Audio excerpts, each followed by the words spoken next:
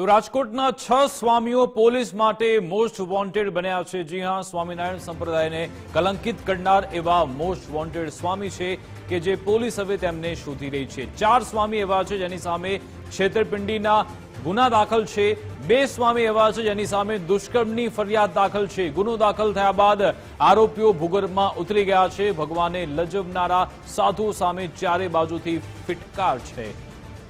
आज अंगे जानकारी आपसे संवाददाता रहीम फोन लाइन पर जोड़ाई गया है। रहीम, आ भगवान लजवनार जे साधुओ छे, स्वामीओ छे, तेमने हवे पोलीस पकड़वानो अत्यारे प्रयत्न करी रही छे। 6 स्वामी एवा छे जेमने वॉन्टेड जाहिर कराया छे।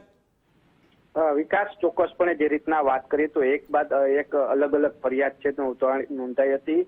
4 સ્વામીઓ એવા છે કે જેની સામે રાજકોટ સહિત અલગ અલગ 8 જગ્યા ઉપર ફરિયાદ છે તે નોંધાઈ છે કે જેમાં કરોડો રૂપિયાની છેતરપિંડી કરવામાં આવ્યા હોવાની ફરિયાદ છે તે નોંધાઈ છે। તો બીજા 2 સ્વામી એવા છે કે જેની સામે દુષ્કર્મની ફરિયાદ નોંધાઈ છે। જો કે ફરિયાદ નોંધાતાની સાથે જ ભૂગર્ભમાં તમામ સ્વામીઓ છે તે ઉતરી ગયા છે।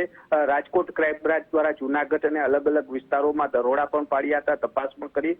જો કે ભૂગર્ભમાં ઉતરી ગયા હોવાની વિગત સામે આવી છે। એટલી વાત સામે આવી છે માત્ર ગુજરાત પરંતુ ભારત મૂકીને ભાગી ગયા હોય તેવા પણ સમાચાર છે તે સૂત્રો પાસેથી મળી રહ્યા છે। બીજી બાજુ જે રીતના વાત કરીએ તો પોલીસ દ્વારા એક બાદ એક કાર્યવાહી છે તે પણ હાથ ધરવામાં આવી છે।